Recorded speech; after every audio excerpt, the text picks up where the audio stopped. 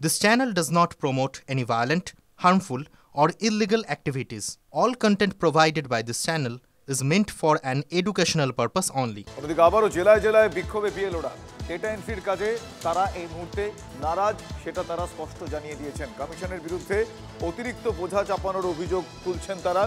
এদিকে বিএলওদের নিয়ে কমিশনের তরফ থেকেও কড়া বার্তা এসেছে।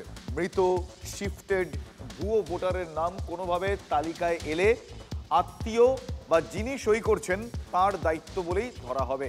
বিএলও যেহেতু ভেরিফাইড বলে সই করবেন, সেক্ষেত্রে তিনিও দায়ী। এটা কিন্তু কমিশনের তরফ থেকে, মানে নির্বাচন কমিশনের তরফ থেকে বিএলওদের উদ্দেশ্যে স্পষ্ট এই বার্তা, এই নির্দেশিকা গিয়েছে। ডেটা এন্ট্রি অপারেটর তারা নিয়োগ করছে না, এই শিক্ষকরা, অঙ্গনওয়াড়ি কর্মীরা তারা কি এ ব্যাপারে দক্ষ? তাদেরকে বাধ্য করা হচ্ছে এবং মানসিক এবং শারীরিক বিপর্যস্ত জায়গায় তাদেরকে ঠেলে দেওয়া হচ্ছে। ইতিমধ্যে কয়েকজন মারা গিয়েছে, অসুস্থ হয়েছে, হাসপাতালে ভর্তি। অতিরিক্ত কাজ চাপিয়ে দেওয়ার অভিযোগ। নির্বাচন কমিশনের বিরুদ্ধে জেলায় জেলায় বিএলওদের বিক্ষোভ।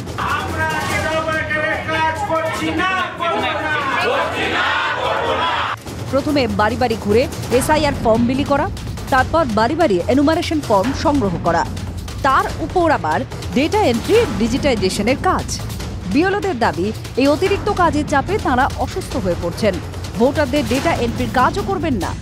সেই দাবি নিয়ে সিইও দফতর অভিযান করল বিএলও সংগঠন। শুধু কলকাতাতেই নয়, বরানগরে বিক্ষোভ দেখালেন বিডিওরা। তাদের দাবি, প্রয়োজনে তারা আইনি পদক্ষেপ করবে। আমাদের এখানে প্রায় 30 জন আছে যাদের 1200-র উপর ভোটার। একজন দিদিমণি তো 1550 টাকা, তাহলে 1550 পরে উনি কি করে কাজ করবে? এর ব্যাপারে ডাটা এন্ট্রি বিএলওরা ফর্ম ফিলআপের ভুলের জন্য দায়ী নয়। দক্ষিণ 24 পরগনার মন্দির বাজারে বিডিও অফিসের সামনে বিক্ষোভ বিএলওদের। তারাও ডেটা এন্ট্রির কাজ করতে নারাজ। অধিকাংশ ফর্ম ফিল আপ করতে পারছে না, তখন কালেক্ট করতে যাচ্ছি, ফর্ম হচ্ছে না, অনেক ডেট আছে, তোরা এটা চলছে 4 তারিখ পর্যন্ত আছে, এখন দেবো না। প্রতিদিন 100 ফর্ম আপলোড করতে হবে, কিন্তু আমরা ফর্ম পাচ্ছি না। এখন আমরা আপলোড করতে যাচ্ছি, তখন একজনের নামের বানান ভুল, বাপের নামের বানান ভুল, বাপের নামও আসছে না, সম্পর্কের জায়গায় আসছে আদার্স। আমরা তো পাড়া গায়ে করি, এদের যদি ফর্ম রিজেক্ট হয়ে যায় তাহলে তো আমাদের পিঠ বাঁচে না, আমাদের সিকিউরিটির অভাব হয়ে যাবে। বীরভূমের রামপুরহাটেও দেখা গেল একই ছবি। বিএলওদের দাবি, বহু বিএলও ডেটা এন্ট্রির কাজে অনভিজ্ঞ। তাছাড়া সকলের কাছে স্মার্টফোনও নেই। অনলাইনে আমরা ফর্ম ফিল আপ করতে আমরা সক্ষম নই, আমাদের উপযুক্ত ইকুইপমেন্টও নেই এবং ট্রেনিংও নেই। আমাদের পার্সোনাল ফোন নাম্বারটা পাবলিক করে দেওয়া হয়েছে আমাদেরকে না জানিয়ে। আমাদের পক্ষে ডিস্ট্রিবিউট করে কালেক্ট করে সেটা এন্ট্রি করা কোনোভাবেই সম্ভব নয় এবং অনেক সময় সাপেক্ষ বিষয় সেটা। এই পরিস্থিতিতে ফের বিএলওদের হুঁশিয়ারি দিয়েছেন বিরোধী দলনেতা। তার অভিযোগ, বহু জায়গায় রাজনৈতিক কারণে এসআইআর ফর্ম দিচ্ছেন না বিএলওরা। যাদের ইচ্ছাকৃতভাবে বা রাজনৈতিক কারণে বিএলওরা ফর্ম দেননি, এই বিষয়ে সুনির্দিষ্ট ব্যবস্থা গ্রহণ করতে হবে। ইতিমধ্যে 15-16 জন বিডিওকে শোকজও করেছেন।